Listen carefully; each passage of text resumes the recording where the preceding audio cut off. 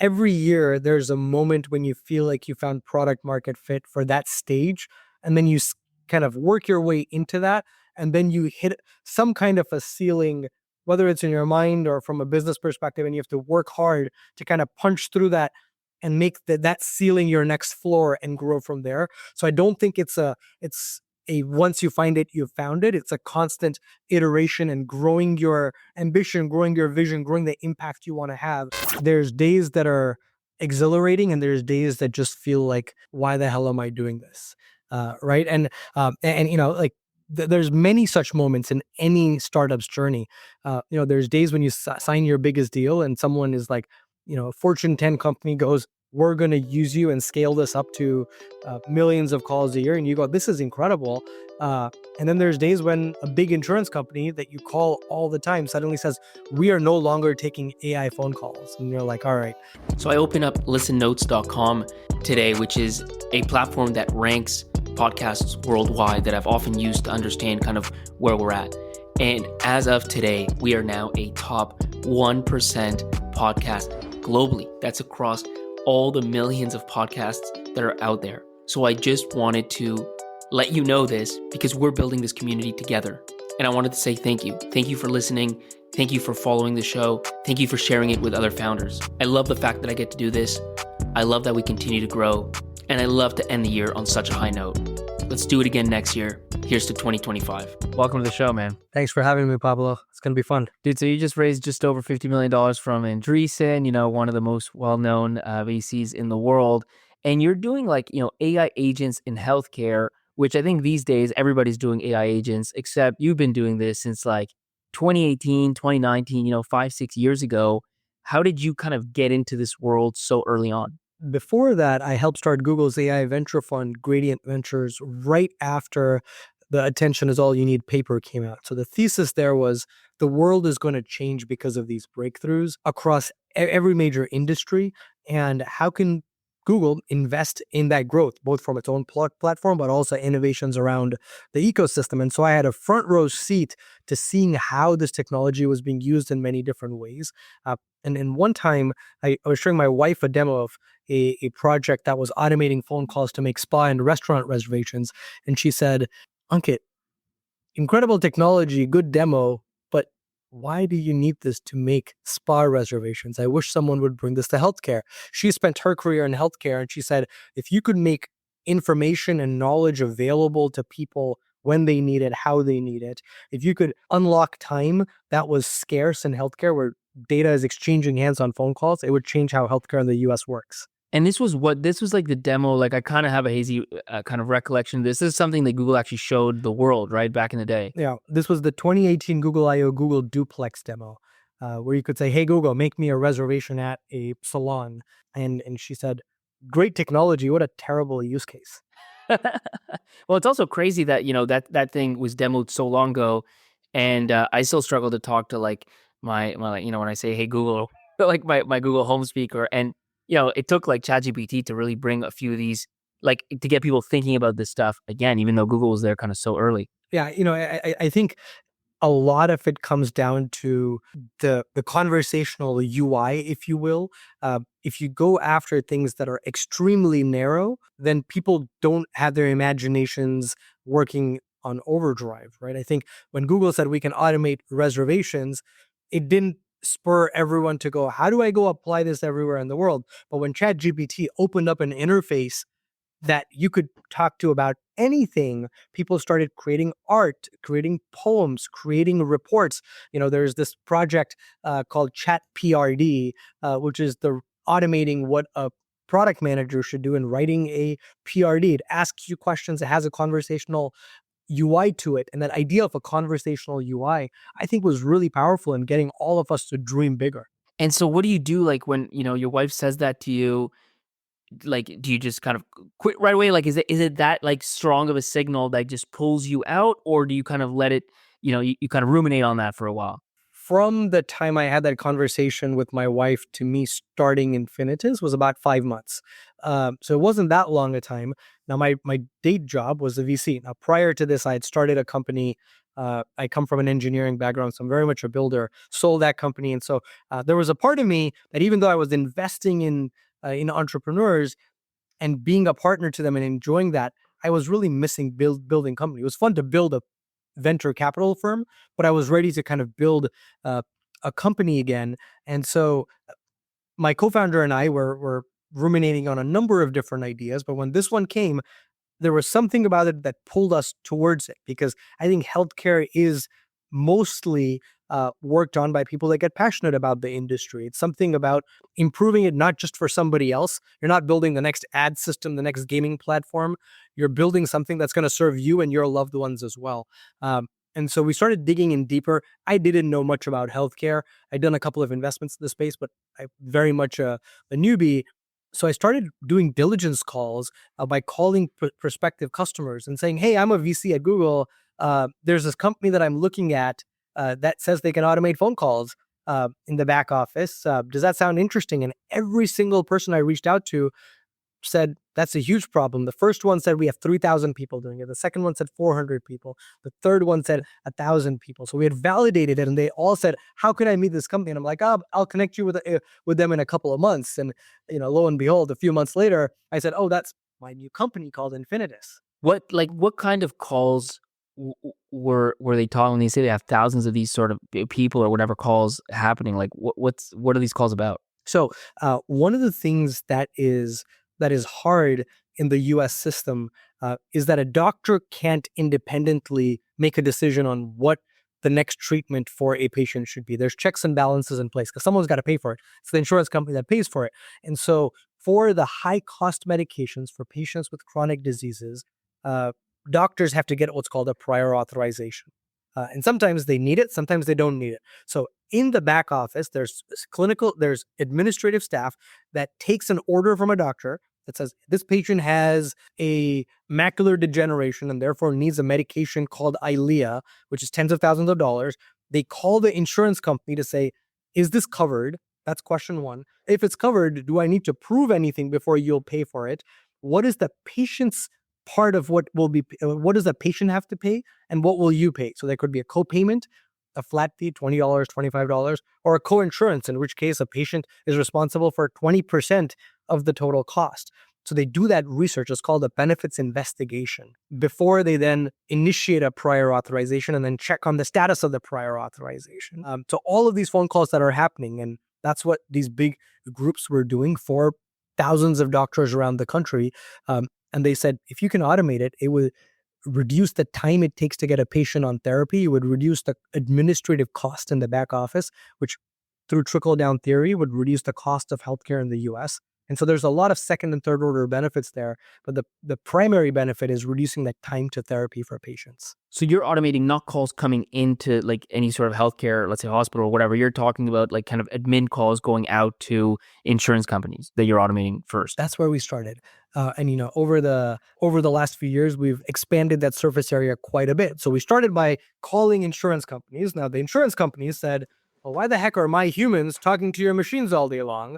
And we said, "They don't have to. Give me the data digitally and I'll get rid of the phone calls." It's a win for me because that's instantaneous, and it's a win for you because you don't need to have a person answering questions to us or others. And some of the biggest ones now we work with, where they give us as much of the data as they have digitally through APIs. It's still not 100%. It's 50 to 70% digitally. So it reduces that 30-minute call into a 10 to 15-minute call, which is a saving for them and reducing the turnaround time for us. Eventually, we want to make that back office as instantaneous as possible. Now, as we started doing this, we were serving providers, but we started serving a lot of pharmacies that also have to do the same interaction with the peers, the insurance companies. And then they said, "Hey, can you also start calling the copay assistance programs?" Because remember, there's some patients who are responsible for 20 to 30% of the price of these expensive drugs, and they can't afford that. So then they said, "Can you call these foundations that cover patients that don't have the means to pay for it and see, is there money left in the foundation? Is there balance for this patient?" Again, that's phone calls that were being done by their staff, but it was often delayed. This allowed it to happen faster, quicker, and better. In the last year and a half, we've started seeing an increasing demand for patient-facing phone calls to say, "Hey, we know you're about to go on your for your first infusion, do you have any questions about what that experience is going to be like? Educating them on the journey that they're on, educating them about their diagnosis, and just being available to help them through what's one of the hardest journeys in their life. And so, like, let's go back to that kind of that early day. Like, so I understand, obviously, it expands. Like, as you start automating one phone call, it just, and people see the possibilities. It's a bit of a no brainer to start using it in more places. But like at the beginning, the thing that's actually in the back of my mind, just for a little bit at least, is just like the tech side. Is I understand that Google demoed this thing, but there's a demo and then there's production, and like for like an average user, voice AI didn't go into production until like a year or so ago. What was the tech like in 2018, 2019, 2020? Like, were you able to actually launch a product back then? What were you using to build on top of? I will say voice AI is really coming of age now. I think when we compare ourselves to, some of the folks that are starting companies now, they're like, "Hey, we've done 100,000 calls." We're like, we've done millions and millions of these calls, and we started doing them in production in late 2019. So we started the company February 2019. About 6 months later, we started doing our first calls in production, and the LLMs of that time weren't nearly as capable as the ones we have today. And forget LLMs. I mean, in retrospect, they're pretty small language models. They were knowledgeable. They were able to be used for things like intent detection, which is kind of step one. When you break down the technology, there's three things that are happening. The traditional way a conversational AI system is built, you hear what's coming in on the audio. You take the speech and you make it text. Then you do natural language processing on the text to understand the context of the conversation, what's happened so far, this latest utterance, what was said, and then you determine what action to take next. Are you going to say something back? Are you going to answer a question? Are you going to ask a question? Are you going to clarify something? Or are you going to stay silent? Because if someone says, "Can you hold on for a minute?" you say, "Sure," and you wait silently until they say something back. And then you take that next action and you generate voice back, right? And over the last 5-6 years, every piece of that has improved. You've improved your speech to text, you've improved your NLP with better LLMs, and you've improved the voice generation, the voice synthesis pretty dramatically as well. And you realize that you lose a lot of granularity when you go from voice down to text. You lose emotion. You ask a question of somebody, "Hey, what's your name?" And you say Pablo, and I say, "Okay, that's fine." But if I say, "Hey, what's your name?" and you say, "Okay, it's Pablo," and I say, "What's your name?" and I repeat it 3 times. For some reason, it's not working. And then you say, "Okay," that sounds different. Like that Of voice course, there's a lot communicated above and beyond just the intonation word. That's right. gives Yes. there's a lot more signal, right? And so we did a lot of research because it turns out there wasn't much research on combining audio and text models that was out there, because everyone was doing NLP when it came to text. So some of the publications we have at some of the big conversational AI conferences and just NLP conferences is around combining text and audio models and how to use them to have a better conversational UI. And all of those things we had to build, the guardrails we had to build, because again, the hallucination rates were significantly worse in 2019 than they are today.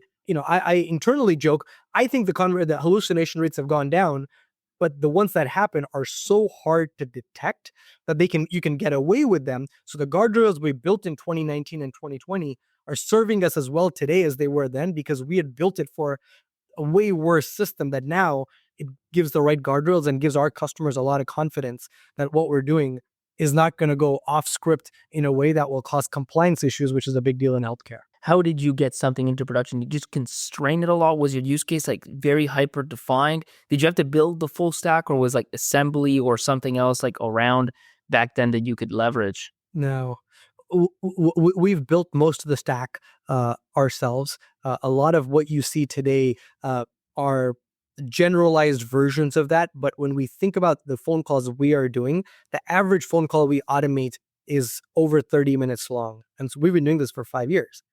And these are highly technical in nature with all kinds of standard operating procedures.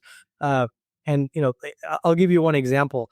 When we call an insurance company to get benefits for a patient, 25% of the time we get incorrect information. So you can't, like, you ask, what's the copay for this patient for this drug? You can't just trust what's being said, because that person is opening up a PDF, flipping through it and reading it. What if they open the wrong PDF?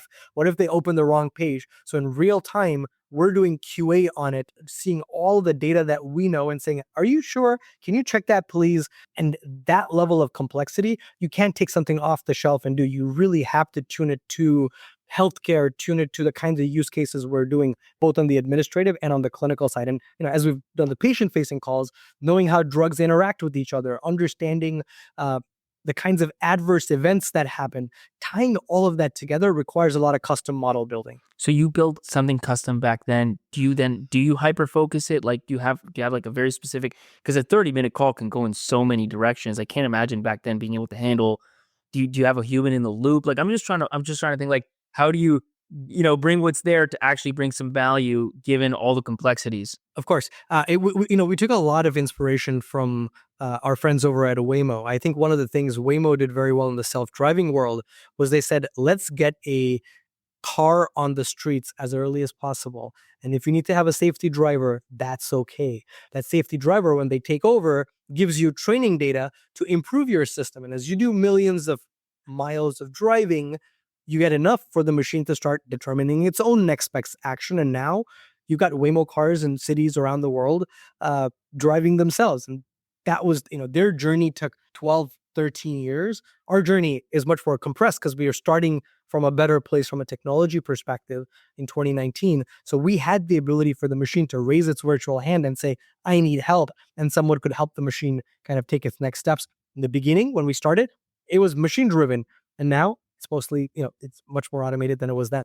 Did you raise money like right out of the gate? We did. What was like your first round, and like what was the timing of it?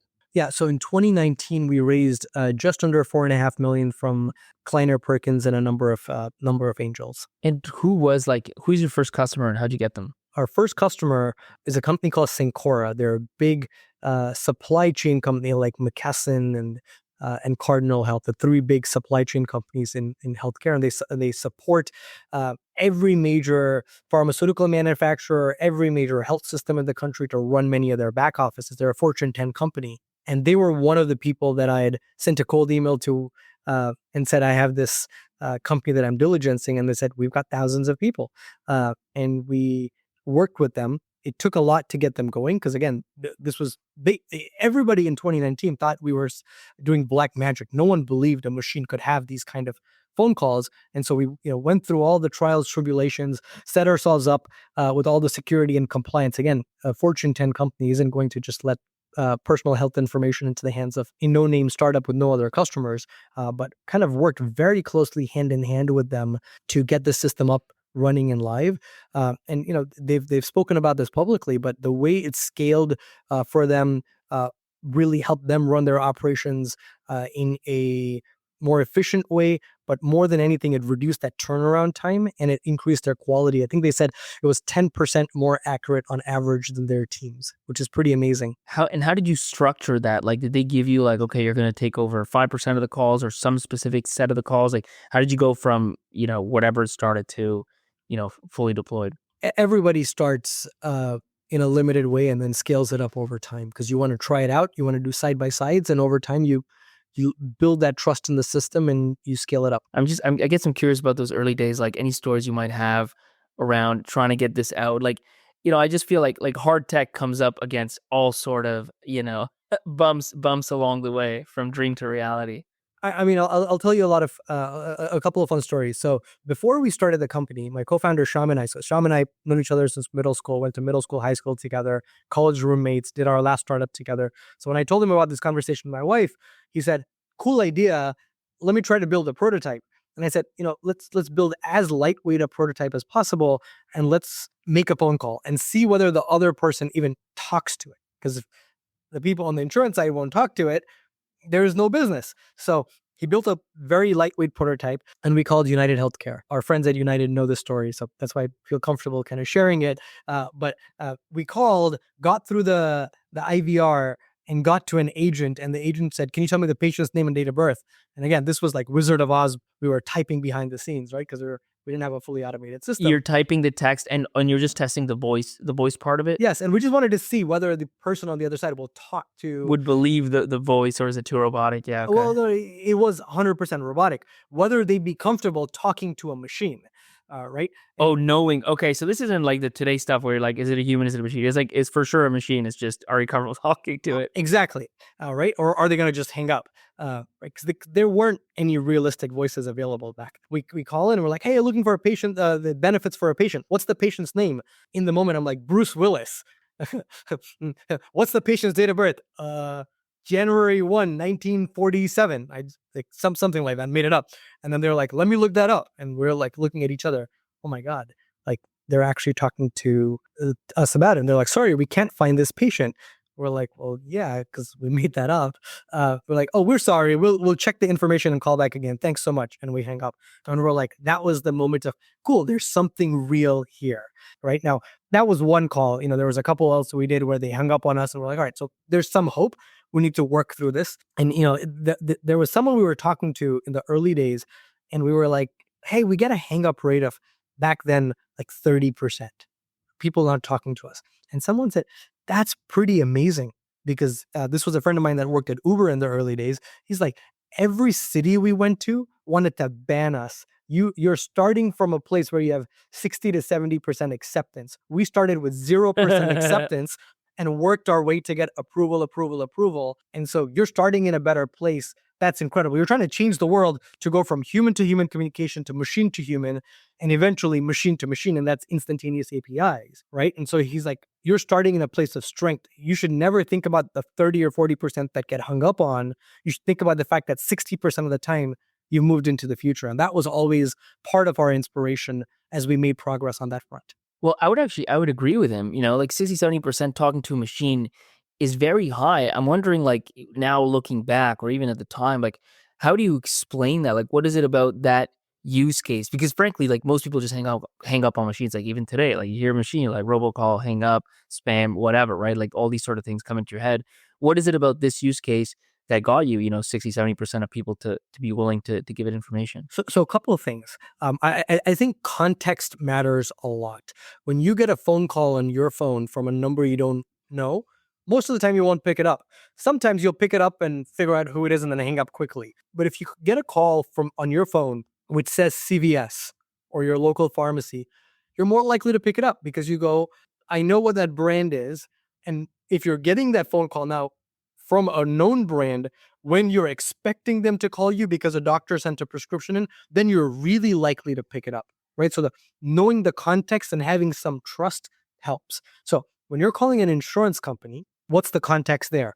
One, people don't just go through and wait on hold for half an hour for fun. So by the time you get to an agent, you've authenticated yourself in the IVR. You've given all kinds of identifying information. You've waited on hold. And then when a person picks up, you again authenticate yourself and ask very relevant questions. So that team is not getting a lot of spam calls because spammers don't have half an hour to wait to get there and they don't have the identifying information. And so there were certain groups that used to, ask us. So another fun story from the early days. Anytime you call an insurance company, just like when you call any customer support number, one of the first questions they ask you is, what's the best callback number in case we get disconnected? Well, for the first 3 years, that was my cell phone, right? And so every time the call got disconnected or something was incorrect, I used to get a phone call. And once in a while, that phone call was, hey, I'm a supervisor of a call center team here at name your big insurance company in the world. Who the hell are you? And why are your robots calling my team? And I was like, oh, nice to meet you, John. My name is Ankit, and I'm the CEO of a company called Infinitus, and we automate benefit verifications and prior authorizations for tens of thousands of doctors and providers around the country. And I appreciate you calling me. And that was the start of what we now call payer relations, educating them on what this can do, how it can drive efficiency for them. And they go, oh, this is kind of cool. I'm like, by the way, I know you called and you were confused, but what did your call center agent think about the experience? He's like, I hate to say this, but they kind of liked it. And I was like, why? They're like, because you weren't yelling at them. The average person who's waited for half an hour is impatient, wants to get through it.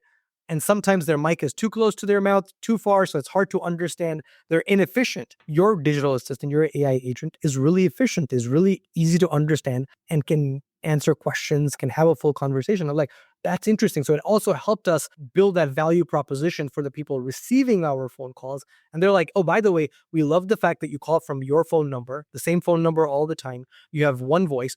All of our customer service reps know your phone number, know your voice. And so they feel that trust with it over time.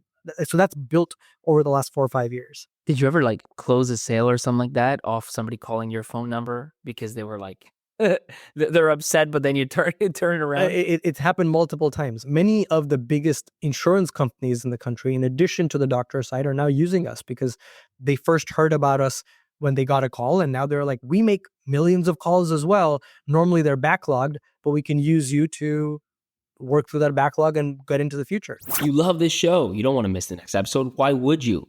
So hit that follow button. Trust me, it's in your own best interest. It's funny. I think you'd be surprised, maybe not, but like I certainly was surprised by just how many founders in the early days that we had on the show that became, very successful, gave up their phone numbers to users and customers like in the early days for like probably way too long. Like I had somebody give like a 1-800 number, you know what I mean? Like he's getting calls 24 hours a day.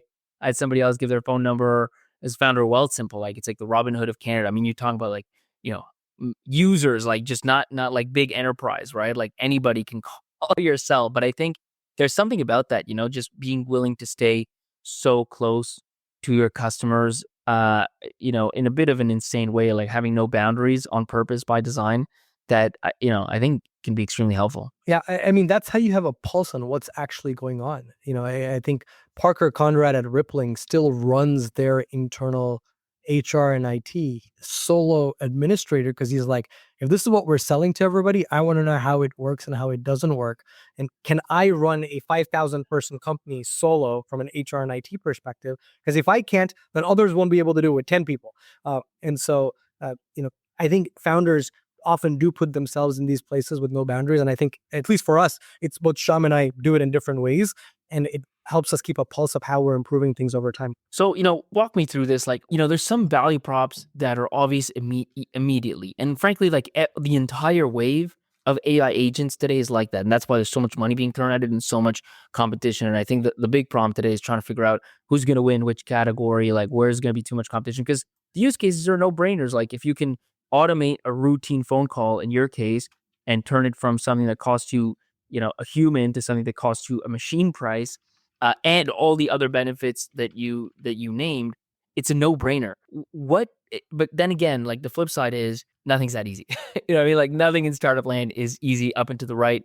Like when you think back to those early days, like what were the hard parts of this? Because I assume it wasn't really like getting people, for the most part. I don't know. You tell me. Like, was it getting people to try it out? Was it getting people to scale, or was it just building the thing and getting it to work? Like, where were the punches to the face kind of coming from? Yeah, there's all kinds of punches. And I think it's right to say that there's days that are exhilarating and there's days that just feel like, why the hell am I doing this? Right. Like there's many such moments in any startup's journey. There's days when you sign your biggest deal and someone is like, a Fortune 10 company goes, we're going to use you and scale this up to millions of calls a year. And you go, this is incredible. And then there's days when a big insurance company that you call all the time suddenly says, we are no longer taking AI phone calls. And you're like, all right, we got to work with them to figure out, why did they block all AI phone calls? And turns out about a year ago, some of the biggest ones blocked it. And that was because there was a handful of companies that started calling them and they were terrible. And they were like, we can't have different policies for different AI agents. We know you guys are good. We know you personally, but we had to have one policy because we're not going to teach our call center employees around the world to know the difference between you and somebody else. To them, it's machine or machine. And so as we worked through that with some of them, then it led to another one of those exhilarating moments. Most of them now have dedicated call centers for our AI agent. We have a private phone number that we call, which reduces our wait time. We get data digitally from them, and then we get a set of human agents who love talking to our AI agent, and it goes really fast. So it's a win for them and it's a win for us. But again, that's one example of how that happens. In the last 2 years, because of the explosive growth of AI agents, almost every enterprise has put into place AI review boards or machine learning review boards to make sure that when they adopt a new AI agent or a new AI platform, they're not introducing compliance issues, biases. Again, the intentions are extremely good. The problem is most enterprises aren't very AI savvy. And so they try to put the same 10 check boxes in front of every vendor, whether they apply or don't. And so a good example of this, we were talking to a large insurance company. They wanted to start using us to do back office phone calls of the kind I described between two different insurance companies. And they said, how have you tested your AI agents for biases? And we gave them a good answer. But they said, how do you test for people that have English as a second language in the back office? And I said, well, folks, like when I call your call center, I try to get to the call as efficiently as possible because that's what you would want me to do. I don't start off with a survey of, before we can get started, can you tell me your age? Can you tell me your gender? Can you tell me your whether English is your first or second language? In order to then figure that out, I'm just calling a call center, and whoever picks up, that's the person I talk to. And because it's an English call center, they can understand me and they can talk to our AI agents. But it took a good amount of back and forth to get them over that, to go, oh, this is not the same as a patient facing use case where you do want to make sure that you test for equity and across all these different verticals and different axes, and that they shouldn't use the same check boxes that they do for patient facing AI agents as they do in back office AI agents. But we're in that journey because it's early in this ecosystem to help the ecosystem mature. But that's another example of something you're like, you thought the deal was going to close, but it took an extra 3 months or 4 months as you're just working through these kind of challenges. There's always the unpredictable stuff. What about like in the early days? Like you think through the early days, like what was the hard part of this? Like, which were the parts that were maybe more existential? Because frankly, like every startup, I mean, there's a handful. Like, but even if you look at the super fast growing ones, like whether it's Snapchat or Facebook or whatever, then it's like, is somebody else going to eat our lunch? Are we just going to like implode due to like chaos within the company itself? Like, what about for you? Like, what was the hard part of getting this off the ground? Again, as I was saying, in 2019, 2020, people thought we were doing black magic. And so just getting people to believe that what we were saying we could deliver on, and again, we're focused on large healthcare enterprises. It's a chicken and egg problem where everyone wants to know who else is using it. And healthcare also tends to be one of those industries where people, like security, don't want to talk about their vendors publicly. And so you have to play all kinds of games to get your first 5 or 10 customers, and then the industry suddenly hears about it everywhere, and then it snowballs into something much bigger. But those early sales were a lot of effort, a lot of just finding the right champion that wanted to be part of the future. And really, before we could cross the chasm in the traditional sense, but like those early adopters, I'm forever grateful for them for having the vision and the courage to say, let's try this new thing on. I think the thing that changed for us was after ChatGPT, everyone goes, oh, that's all you can do? Why can't you also do this? Like, why do I still need nurses? It's like, no, we still need nurses. We still need doctors. But some of the stuff we should have machines do. And the other stuff we allow everyone to practice at the top of their license. And so I totally agree. I think with enterprise, it's always, because in a sense, like you come into it, and you have no credibility. Like as much as you have this promise of ROI, nobody really believes you because you really haven't done it. And the risk is so high and the upside for for the person is kind of low. Like they take a big risk on you, it goes south. Maybe they get fired. They take a risk on you, it goes up. Like maybe they get promoted or maybe nothing happens. You know what I mean? Like it's not a clear ROI for the human, even though it might be for the organization. How did you do that? Like, how did you get those first few champions, those first few like early adopters to believe? I will say, even to this day, every champion of ours has gotten 1, if not 2 promotions within the first 2 years of using us. Like There you go. it's fascinating. It's actually one of those metrics that we track internally because you're right. The human part of it really matters. And if someone is going to put so much at stake to adopt something ahead of the curve, we want to make sure we put them in the best light as well, because they're doing a lot to take us there. Anytime you see a quote from somebody that talks about Infinitus, that person has already had 1, if not 2 promotions, which is pretty amazing. Like, I'm happy for them, but I'm also happy that we're like, for our go-to-market team, and very proud of them that they could identify that person who was hungry, wanting to make change, and then got rewarded by their institution for taking that risk. Because there's many examples of where that doesn't happen and where someone gets fired for taking a risk and it goes south. But that's smart. I mean, even that feels like you put a little bit of a different emphasis. Like instead of just thinking about the ROI to the organization, like you're thinking about the person who's got to bring you into that organization, the risk that she or he has to take, and what the upside is for them. It's at the end of the day, it's all about people, right? Like, we want to make this better for the patient by reducing turnaround times. We want to make it easy for our champions to tell our story internally. We want to make it easier for the IT teams to integrate our stuff. You want to make it easy for everybody. The more, like, it's hard enough as it is. If we make it harder and not give it on a platter, on a silver platter, then it's never going to get done.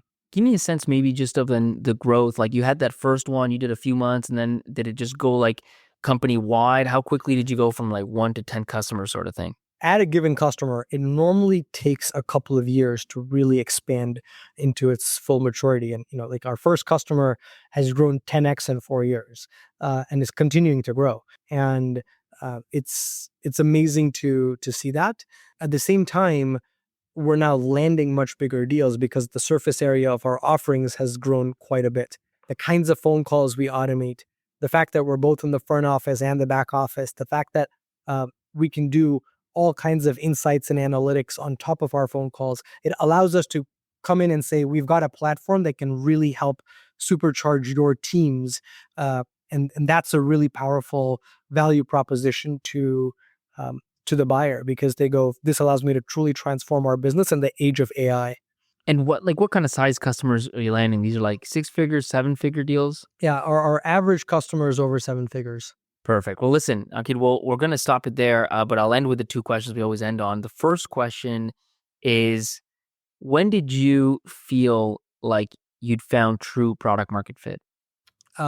It's a tricky question, because I feel like every year there's a moment when you feel like you found product market fit for that stage, and then you kind of work your way into that, and then you hit some kind of a ceiling, whether it's in your mind or from a business perspective, and you have to work hard to kind of punch through that and make that ceiling your next floor and grow from there. So I don't think it's a once you find it, you've found it. It's a constant iteration and growing your ambition, growing your vision, growing the impact you want to have. But I feel like every year and a half, we have that moment of, all right, how do we take this further? And then we find that inspiration and grow more. But the first time we felt that was probably about a year into the company, where because we had gone live with our first customer, it was working, and we had the confidence to go to everybody else and go, this idea we had is real. And I think so much incredible stuff happens when you have the confidence to do it, with real proof behind you. And that was the first one, but we felt that at multiple points in our journey. And then, I mean, at this point, you've had an exit, you've done dozens of investments, you've been on the VC side, now you're back on the founder side, raised over $100 million just in this venture alone. Like, when you take everything that you've seen and done, what do you find is like, you must talk to a lot of like early stage founders, like what do you find are some of the most common pieces of advice that you tend to give? So my first company, I started it because I was 27 and I was thinking, if I don't bet on myself now, when will I do it? And I started a company to start a company. And we were lucky that we were able to get a good exit there. I don't think we had a product or a company that was revolutionary, but we built something that somebody else valued more than I think most of the world did, which is great. But something that Sham and I promised ourselves was we'd only start another company if there was a true market pain point, and it was a problem that we were passionate enough about that we wouldn't mind kind of grinding it out. And somehow that brought us into healthcare, where nothing is easy and you have to grind it out. But it's a problem that we're very passionate about. And it's a very big market that is hungry for technology to really transform it.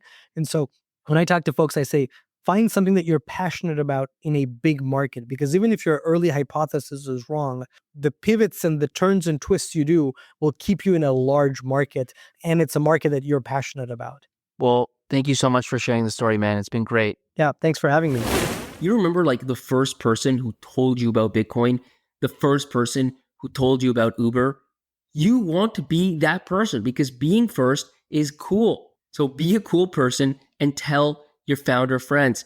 Send it to them on WhatsApp, put it in a WhatsApp group, put it on a Slack channel, let people know about the show, let people know about this episode. Don't let somebody else beat you to the punch and share it with your founder friends first. Remember what Ricky Bobby said. If you ain't first, you're last.